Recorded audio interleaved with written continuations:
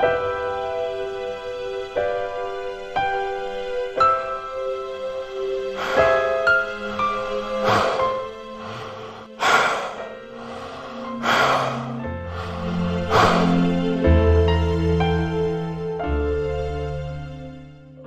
taking in of air rich in oxygen into the body is called inhalation, and giving out of air rich in carbon dioxide is known as exhalation.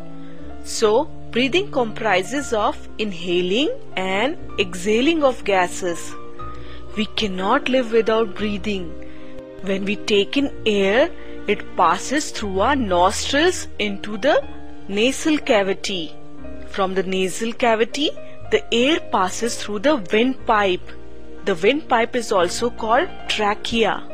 The air then reaches two small tubes called bronchi, and then it reaches our lungs. Lungs are present in the chest cavity. This cavity is surrounded by ribs on the sides.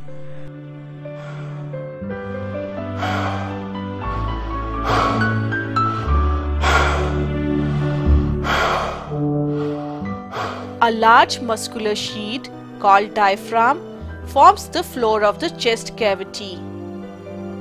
The breathing involves the movement of the diaphragm and the rib cage. When the diaphragm goes down, it makes the chest cavity larger. Air enters our body through the nostrils of our nose. Then the air travels through a pipe called windpipe or trachea.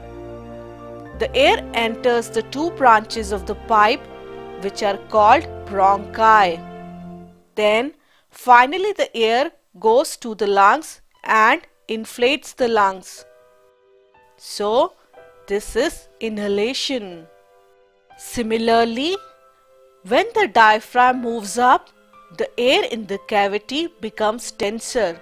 So they give more pressure on the lungs and the air exits lungs.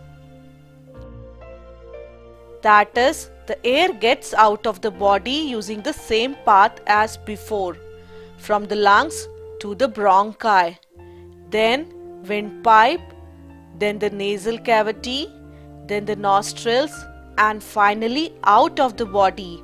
And this is called exhalation.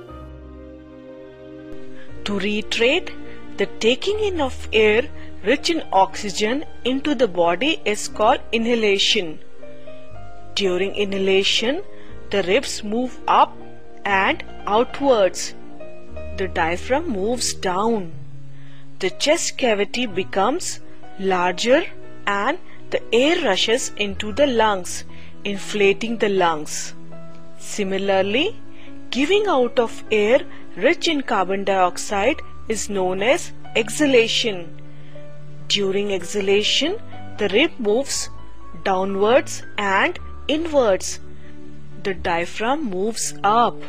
The chest cavity is reduced and the air rushes out of the lungs, making the lungs smaller.